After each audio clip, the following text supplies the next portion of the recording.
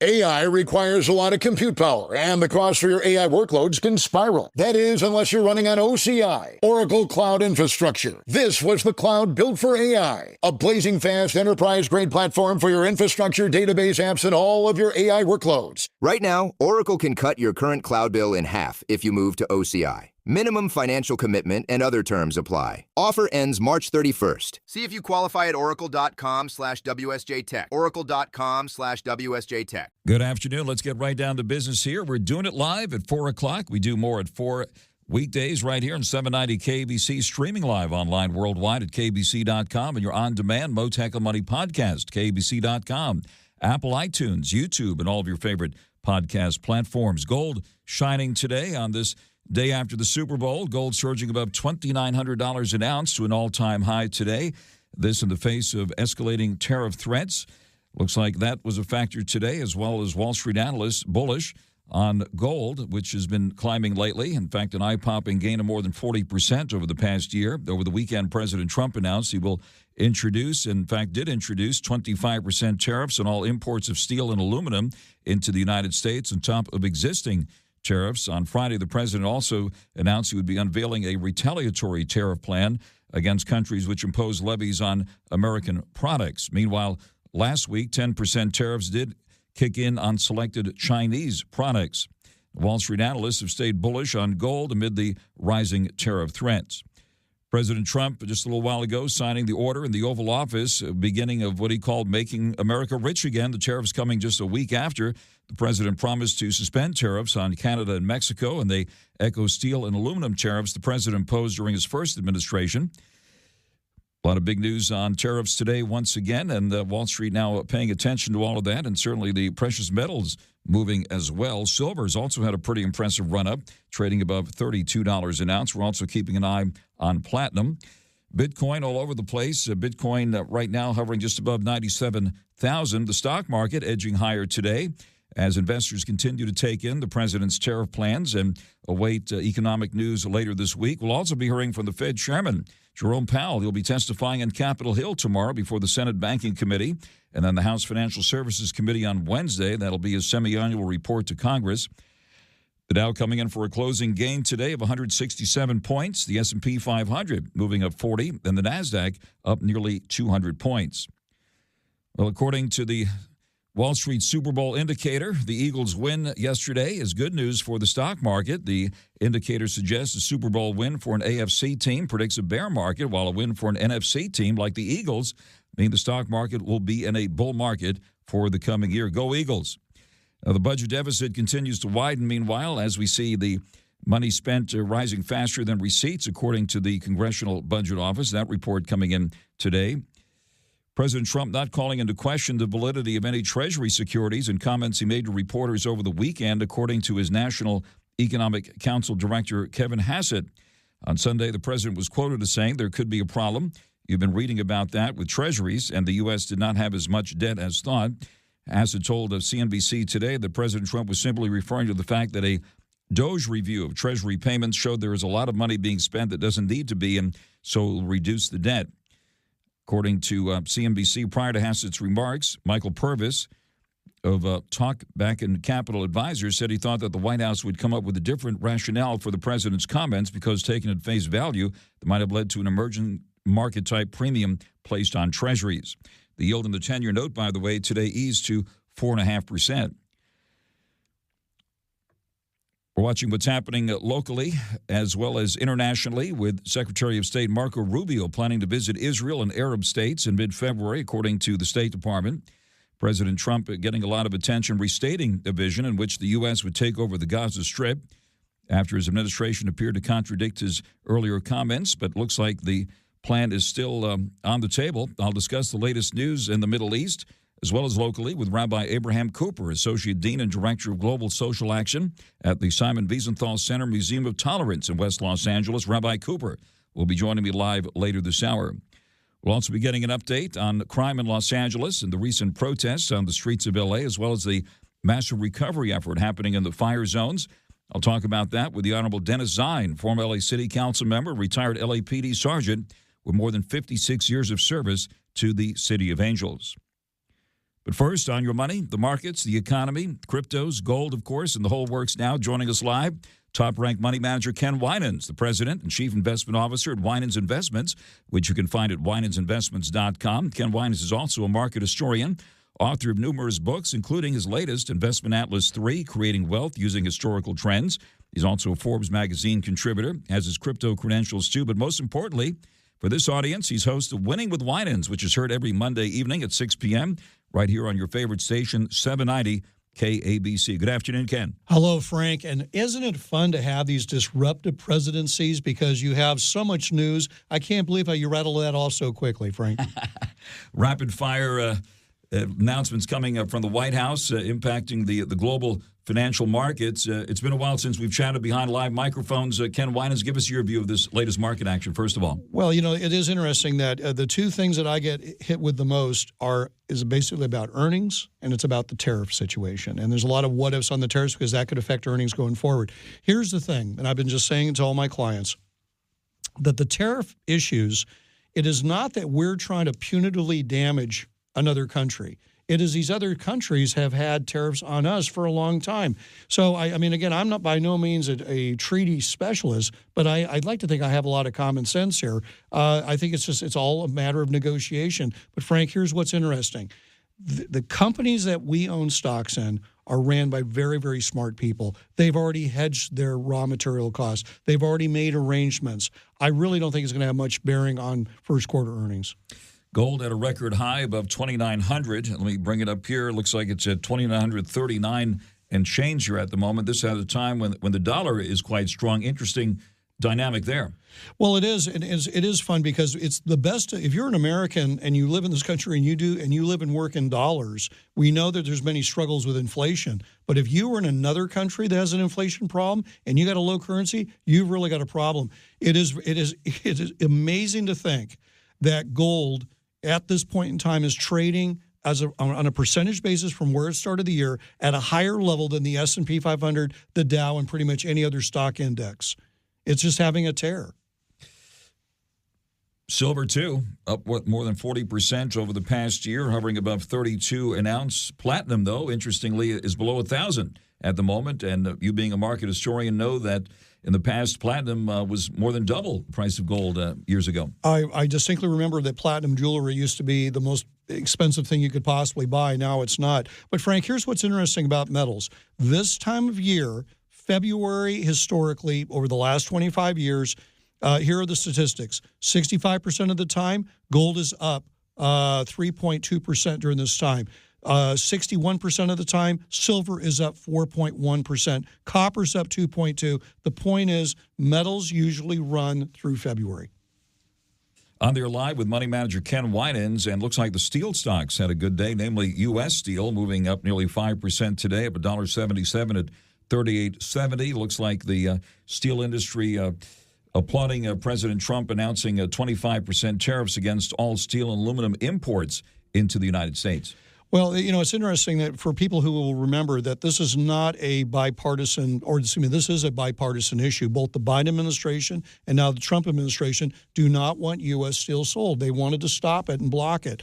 A lot of it is tied to what is perceived as dumping of steel and aluminum on our market that affects local or domestic manufacturers. So, again, we'll have to see how this plays out. But there's a lot more behind the scenes, Frank. You and I know that's happening right now.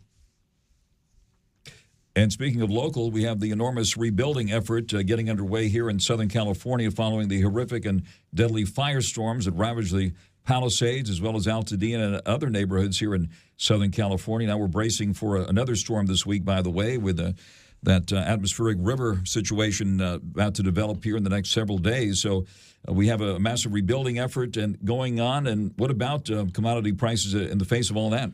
Well, there's the national commodity prices, and then regionally what commodity prices are going to do. And it is a good old-fashioned supply and demand. You've got a massive demand for everything from cement to steel rebar to lumber and all that. Copper. And copper. And so you take all that, and then you get into where is this going to be coming from? It makes it very tough. But I will just bring this up real quick on the rebuilding thing.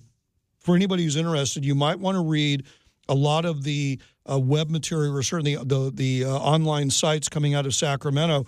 But it's begging the age-old question: who's going to pay for all this? The state doesn't really have the money, so there's just sadly a lot of things in flux. Speaking of copper, another big announcement today, one big announcement after another these days. President Trump has ordered the U.S. Treasury to suspend penny production because it's been widely known that it costs more than a penny to make a penny. So the folks at Doge, including Elon Musk, now taking a closer look at that and have convinced the president to order the Treasury to suspend penny production. Well, what's funny though, there hasn't been copper in pennies for a very long time. I mean, actually, if you collect pennies, if you have the little wheat, I think they call it the little wheat shield, those are copper, but the modern day pennies are not that way. Yes, I mean, at the end of the day, now here's the question though. Yes, physical pennies are going to disappear, but I'm not all that sure digital pennies are going to disappear. A lot of companies still count their pennies. Think of fast food. Those pennies matter to companies like McDonald's or In-N-Out Burger. So it will be interesting to see how that plays through. Penny wise, pound foolish, right? We got to count our pennies. So it remains to be seen what's going to be in our piggy banks. But copper, as you said, has been in pennies for years, and certainly those old pennies have a more value than 1 cent. Oh, absolutely. Well, and actually, too, there used to be silver in a lot, quarters and half dollars and nickels and dimes. So but no, there's not. We haven't had precious metals in our coin in quite a while.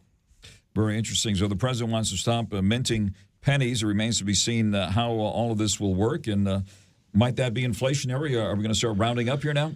Well, yeah, I think it's probably safe to say that there will be. Huh? Or rounding down. Well, yeah. Hey, it goes both ways. It's like tariffs. There's good and there's bad and ugly on how you want to play it. No, I think that, again, these are things. I mean, I'm glad, Frank, we're having these discussions. If it doesn't make sense to have it, there's no tradition here. Get rid of it if it's too expensive to make. All right, we got the Fed chairman about to appear before the senators tomorrow on Capitol Hill. Then he'll continue his report to Congress, the semi-annual report to Congress before the House Financial Services Committee. What do you expect to hear from the Fed chairman tomorrow? I think we probably should put him in full military body armor because I have a feeling both sides of the aisle are going to be pounding on him pretty hard about Fed policy. I mean, the one thing that I've been telling people, look, if you're a historian, we've had 4% Treasury yields many, many times in the past and have been able to still have robust economics. And I think that this idea of browbeating the Fed chairman about interest rates on the intermediate and long term, he doesn't control it. That's supply and demand. But, yeah, he's going to be under a lot of pressure tomorrow. All right, we have a pro-crypto president in office. We had the crypto czar speak at a news conference for the first time last week. Chances are crypto will be coming up tomorrow before the Fed chairman, and we'll all be tuned in for that. Bitcoin has been taking a wild ride lately. It was down to right around 91,000 recently, and then popped back above 100K. Right now it's around 97,000. You got your crypto credentials here, so give us your thoughts on Bitcoin and the other cryptos. I'm a certified crypto trader, and I'm a technician. And the term that we would use is that Bitcoin right now is range-bound, and the other part of it is what's going on with Ethereum that looks like a roller coaster. It is all over the map. I would just say this, that people who have crypto in their portfolios, you do need to take a step back and reassess your long-term objectives with it, because there's going to be a lot of policy changes over this year. But, Frank, the more important thing, there was a report that came out today on Bloomberg talking about that there's going to be a lot of the Wall Street banks are already gearing up for what's going to be coin offerings and IPOs. So Wall Street's buying into this. They really are, and it's going to move forward at a pretty, very, very fast pace. All right, what do you see ahead for Ethereum here, down to around 2,600 or so, well off its all-time high? Yeah, the problem we have with Ethereum, and a lot of people don't understand this, that for a long time we felt Ethereum and Bitcoin are the same. Just buy one, buy the other, they're the same. Well, guess what? They're not. They're the way that they're put together is differently. The miners are different. The protocols and programming are different. There's a lot. It's more than we can talk about on the show. At the end of the day, I don't think you can have just one crypto called Bitcoin and have the government back that. What I do think is that the stable coins that I think are going to come out in multitude number of ICOs this year that are tied to that, that could have a bigger effect on what happens with Ethereum just with the way it's put together. All right, you probably attended a Super Bowl party or two last night, and I'm sure you were asked about cryptos and the meme coins, the Trump coin, for example. Actually, I was in Vegas last night for the Super Bowl, and there was a lot of money lost last night, Mr. Mottek, a lot. So needless to say, you heard a lot of people crying at the bar afterwards. Wow, that must have been something there. Well, good for you, and appreciate you coming into our studios here this afternoon to do a Mottek on Money. And then tonight it'll be Winning with WINANS at 6 p.m. We invite our listeners to tune in for that. We'll continue the conversation on so much going on. What about NVIDIA, the Magnificent One, which has also seen a wild ride over the past couple of weeks following that DeepSeek announcement, which rattled the entire tech sector. NVIDIA rebounding today, nearly $4 higher at 133 and change. Well, what's interesting about this year so far, and a lot of it's tied to earnings season, and I'm looking right here at, these are groups that you just would not expect to be leading. You have finance and healthcare that are the lead groups this year, and then technology as a whole. When I'm looking at some of the older, more established tech companies, it's actually down on the year, Frank. So I think that NVIDIA and the other AI stocks are going to have a very wild ride. But here's the thing. They traded at amazing levels. They had a fantastic run. It's natural and normal for things to pull back. But I think at the end of the day, people need to rebalance their portfolios for the changes that you and I just talked about.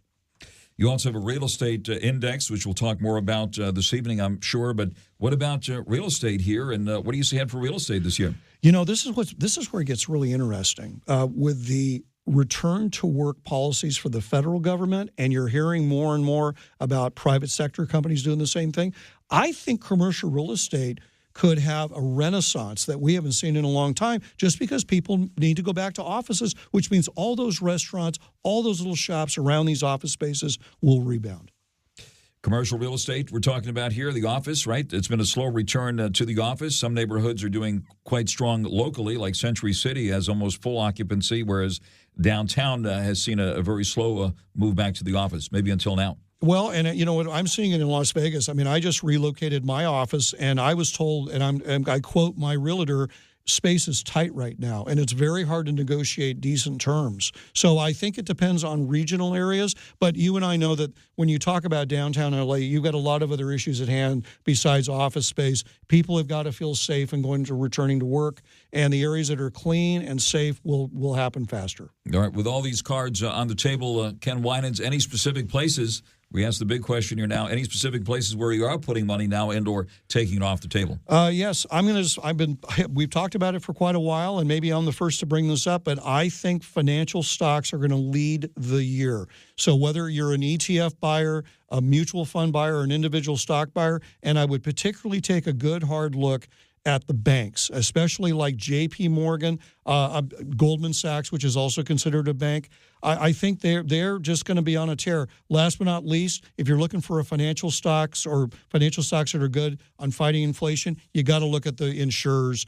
Even in spite of the fires and the floods or the hurricanes from last year, it's amazing how well the insurance stocks have navigated. I would take a look at A.J. Gallagher, Brothers and Brothers, Aflac, any of those kind of names. I think you'll be fine with any of them. J.P. Morgan Chase, of course, the parent company of Chase Banks out there. Goldman Sachs, considered the big dog on Wall Street, and the list goes on. I know you like utilities in the past. What about utility stocks here? Well, now here's what gets interesting with utilities. I would just caution people that if they're going to buy, there's a tendency to buy your local utility company. I would be more inclined in that case to buy an ETF. Take a look at XLU. It is the pro-share utility fund. It's been around the longest. It tracks the utility sector the best. But I would just caution people, there's going to be a lot of browbeating and a lot of lawsuits over what just happened in L.A. on who's responsible for the fires. I would just be careful. Take a cue from what happened before with PG&E up north. I don't think you want to step into those kind of political firestorms. Excuse the pun.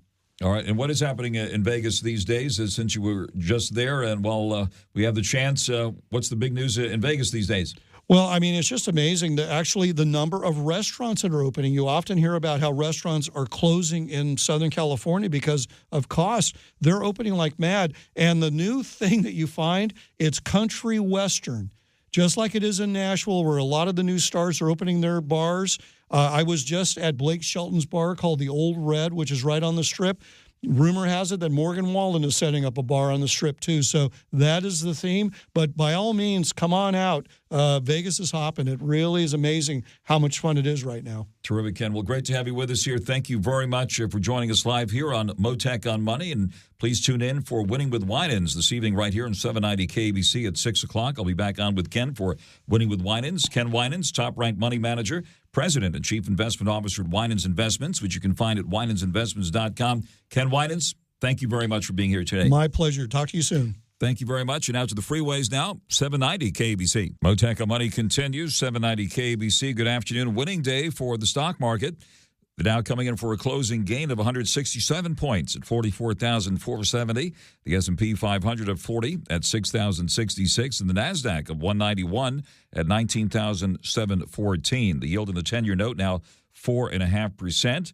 All this a day after Super Bowl Sunday, and the fact that the Eagles won, according to the Super Bowl indicator on Wall Street, is good news for the market. The indicator suggests a Super Bowl win for an NFC team like the Eagles means the stock market will be in a bull market in the coming year. Bitcoin all over the place today. Once again, right now about 100 to 97,476. Ethereum at 2,663, and Doge at the moment at 25 cents. Gold making news today, more than $5 at the moment to $2,939.60 an ounce. Yep, you heard me. Gold at a record high. Price of oil up 10 cents at $72.42 a barrel. Taking a look at NVIDIA, the Magnificent One on the rebound today up nearly $4 at $133 and change. And now the latest news in 790 KBC. Frank Mottek here. Did you know that for more than 10,000 years, gold has been the greatest store of value and considered a safe haven asset to preserve your wealth? Now with the U.S. debt at more than $36 trillion and climbing, the possible recession on the horizon, and the development of the digital dollars, central bank digital currency, it's more critical now than ever before to safeguard your assets like your cash savings and retirement accounts with physical gold. Opening a gold IRA is one of the best ways to secure your wealth and create a stable financial future. Stop worrying about your retirement in the market and cash savings in the bank. Feel confident, prepared, and in control with physical gold and, yes, silver, too. Give Joe Morgan a call now at 1-800-753-8534. Mention Frank Mottek, and you could get $1,000 worth of silver with a qualifying purchase. Call now, 1-800-753-8534, or visit UnitedGoldGroup.com. Mottek On Money continues here in 790 KABC. Following the latest news related to the Middle East here, President Trump moments ago said that if all of the hostages held in Gaza are not returned by this Saturday at noon, he would propose canceling the Israeli-Hamas ceasefire and letting, in his words, all hell break loose. Speaking to reporters in the Oval Office, the president said he might withhold aid to Jordan and Egypt if they don't take Palestinian refugees being relocated from Gaza. President Trump's comments coming just hours after Hamas said it would stop releasing Israeli hostages until further notice over what it said were Israeli violations of the ceasefire agreement, raising the risk of reigniting the conflict. The hostages were taken in the Hamas terror attack on October 7th, 2023, which started the Israel-Hamas war. Joining us live now, Rabbi Abraham Cooper, Associate Dean and Director of Global Social Action at the Simon Wiesenthal Center Museum of Tolerance in West Los Angeles. Rabbi Cooper, thank you very much for taking the call live with us here this afternoon. Hi, Frank. How are we doing? A lot of stuff going on all over the globe. Yes, sir, Rabbi. Thank you very much for taking the call. Let's start with the breaking news here and your reaction to President Trump's announcement. Well, anyone who saw the pictures of the 3 male hostages that were just released, who look like emaciated, barely surviving Holocaust survivors at the end of the Nazi regime, clearly what we're looking at are the 21st century Nazis, Hamas, and for the families who know that their loved ones may still be alive, this is an absolutely impossible moment. But I think it did instigate in President Trump. He looks at these terrorists and he basically wants to change the paradigm of just every 5 years having the next Hamas-Israel war. And seeing anyone with the heart who would see those pictures, by the way, alongside all of the Palestinians from Gaza who are surrounding them, they're all well fed. So all this talk about Israel starving populations, etc., It's all phony. And, President Trump is someone who has shaken up the status quo, and he's now announced that he wants to destroy it. And I think we should support him. And Secretary of State Marco Rubio plans to visit Israel as well as Arab states later this month, we're told, marking his first trip to the Middle East after being named by President Trump as a Secretary of State. And certainly with President Trump in office, we've already seen tremendous movement in that region. This is our first conversation since the president took office just about a month or so ago. Give us your assessment so far. Well, I just came back from the United Arab Emirates on Thursday, and before that I was in India and Berlin. And frankly, that's all the leaders are talking about. I guess this called, Trump 2.0.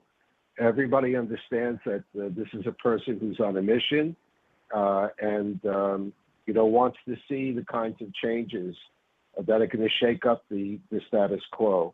The hope, of course, no matter who you speak with, is that it's all going to land in the right location and create a momentum towards peace. I will say that when you speak to people from the Middle East, especially from the Gulf, there's a lot of fatigue when it comes to what's going on.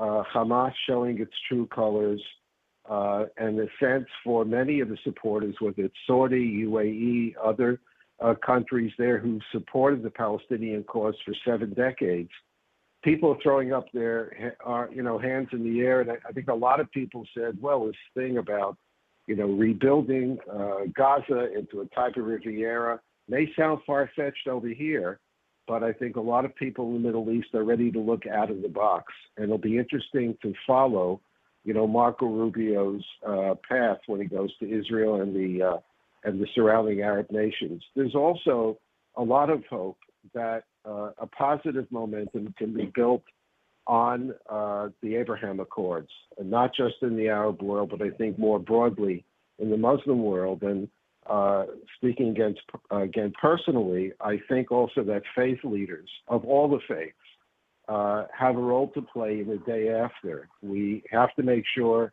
that innocent people in the region, including in Gaza, are not forsaken. They are going to be refugees. They have to be properly treated and resettled, but also a sense that the entire region needs a reboot. Young people in their millions need jobs. I think the Israeli know-how and the deep pockets of UAE, Saudi, and others, there's a great potential there to really transform an entire region. And whatever else you may think about Donald Trump, he does think and act very often as a business person. And that, I think, at this point would be a plus in the region. So, anyone who claims to be an expert on the Middle East of what's happened in the last year or two, you can throw that word out. But there is a new sense that the most original, out-of-the-box U.S. president is back. And I think there are a lot more people in the region ready to take a fresh look at everyone's assumptions if the path is going to lead to peace, mutual respect, and a future for literally tens of millions of young people around the region who right now are looking for jobs, they're looking for hope, above and beyond what's going on even with Iran. So it's really at a tipping point in the Middle East, and a lot of people in the Middle East are ready to see if the president comes up with a game plan that has a shot at actually changing things for the better. In the meantime, we've seen some more horrific anti-Semitic incidents here in Southern California involving the home of a UC regent, for example. What's your reaction to these latest incidents? Well, what's interesting is that there is a ceasefire in place right now in Gaza, but there's no ceasefire in the war against the Jews. Anti-Semitism continues to rage, and when we think about all the difficult, horrible things that have inflicted our lives here in Southern California, the natural disasters of wildfires, earthquakes, mudslides. What's going on our campuses are not acts of nature. They are acts of groups and individuals who have an extremist ideology, an exclusionary ideology. This is not just about supporting the Palestinian cause. This is about taking another group, in this case Jews, and putting them on the margins and trying to sort of push them out, whether it's the medical school at UCLA or the more direct mob violence that we just saw with the UC Regents. An individual happens to be Jewish. We've seen this act before, and I don't think anyone in Southern California wants to see a return to a type of mob violence that destroyed so much of our communities and our trust in our leadership. So what we need right now is we need to make sure, for example, that the laws of banning full face masks are actually elevated to felony status. We need to ask the Department of Justice to help us find out who's funding the Students for Justice in Palestine, because these are coordinated actions across our country in terms of funding, whether it's from overseas, in terms of involvement of individuals who may not even be in the country legally. Yeah. These are questions that need to be investigated by the DOJ. And the bottom line is, for the new Chancellor, Mr. Frank, and others, we need accountability for the people who do break these laws, who do act out in a mob fashion.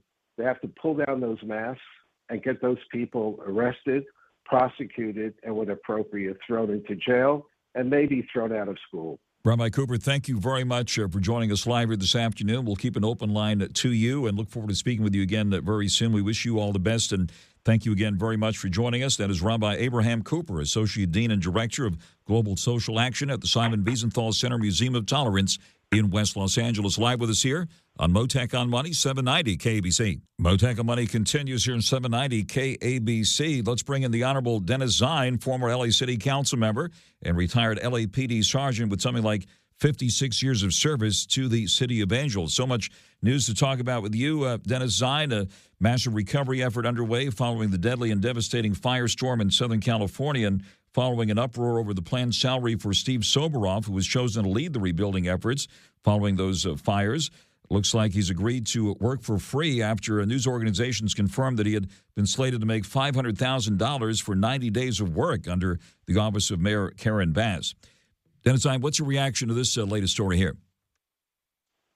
Well, Frank, that follows what the Department of Water and Power General Manager, $750,000. It seems that the city has incredible funding for specific programs, but little for the taxpayers, and it's a sad situation. But I know Steve Soboroff personally. I know he's a well-respected person in the field of development, Playa Vista, a lot of centers downtown Los Angeles he was involved in. So he knows his information. I didn't think it was going to be a paid position, and I guess when word got out, decided, well, it's not going to be a paid position. He's got great connections, great talents, but I think it's unreasonable to pay that kind of money for an individual who's going to help put things together that obviously need to be put together after the travesty of the fires that took place. Right, and you've been through that area many times. What's your current view of how this rebuilding is going to go? Frank, it's going to take a lot of time. It's going to take a lot of time to clean up. I don't think people should get the anticipation it's going to happen quickly, because there's a lot of cleanup that has to take place. I was part of the looting patrol from LAPD in my reserve capacity. There's a tremendous amount of work that has to be done. In addition to that, you got to get architects, you got to get the materials, you got to get the contractors.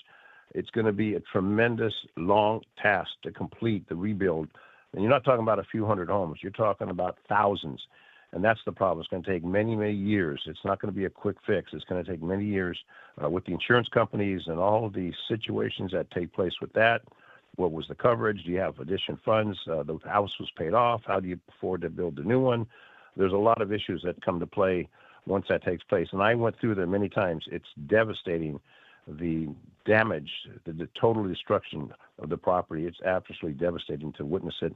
And I feel bad for those people that live there, that look for that home, not only the home, but all their belongings. Everything is gone. Everything's turned to ashes.